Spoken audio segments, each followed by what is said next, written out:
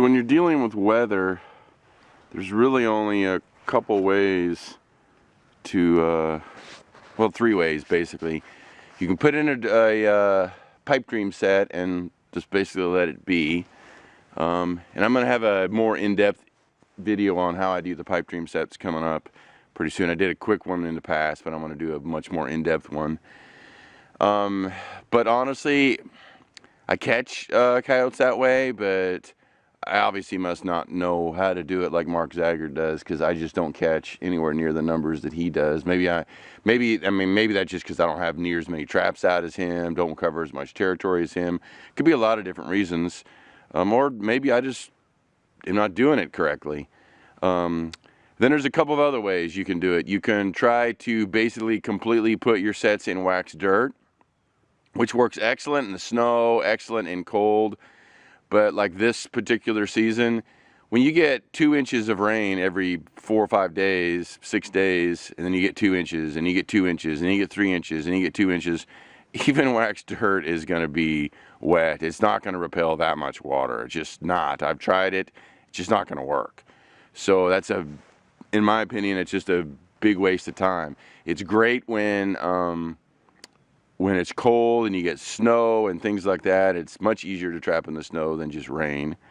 And then the other option is just continually go out and redo your sets all the time, which is kind of what I'm doing right now. So there's a couple ways to do that. So here's our set. So first thing I'll do is I'll take this little tool, which I'm not even sure what you call this thing.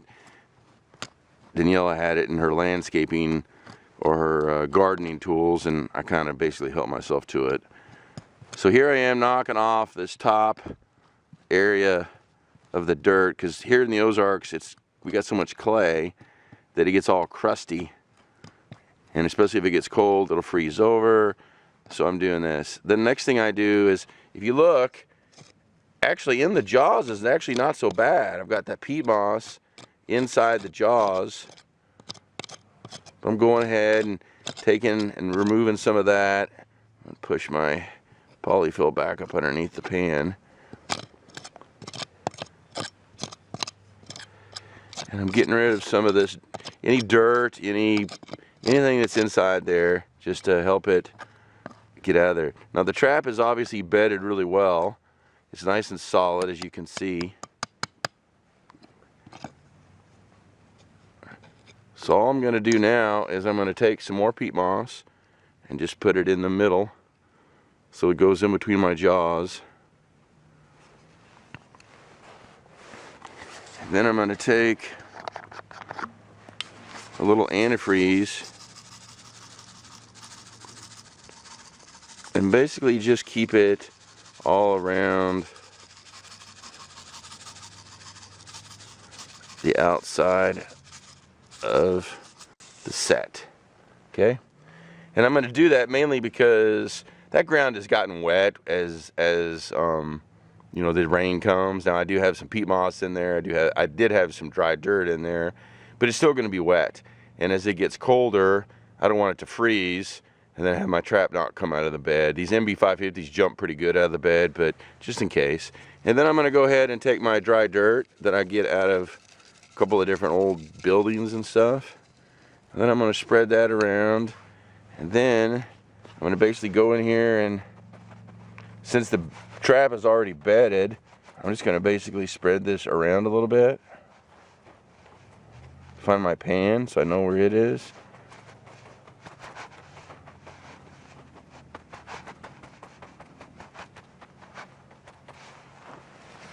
Take some of the dirt that is here and just throw a little bit around just to kind of blend it in a little bit.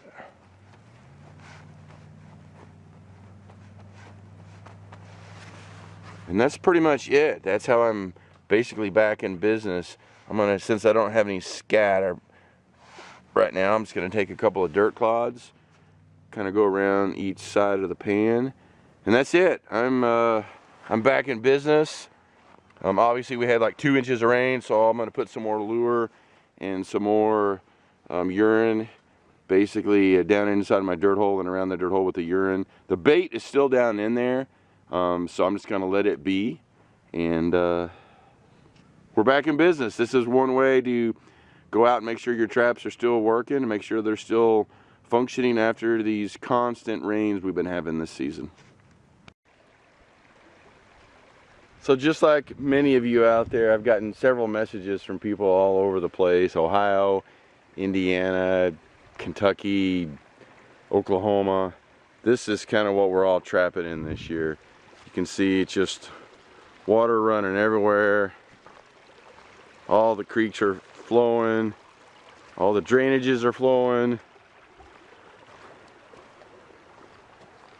Everything's got water in it, which, you know, I recognize we need, but a bit much is a bit much.